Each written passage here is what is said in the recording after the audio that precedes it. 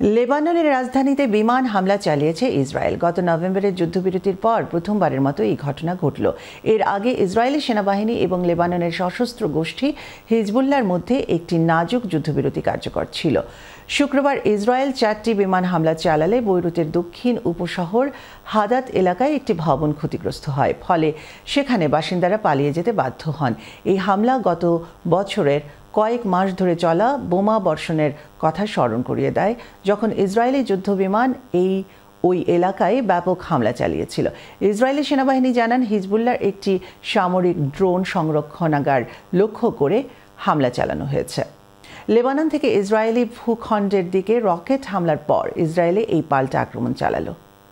এক সপ্তাহের মধ্যে এটি দ্বিতীয়বারের মতো এমন ঘটনা ঘটল। হিজবুল্লাহ তাদের সম্পৃক্ততার অভিযোগ অস্বীকার করেছে এবং এখনও পর্যন্ত কোনো গোষ্ঠী এ হামলার দায় স্বীকার করেনি।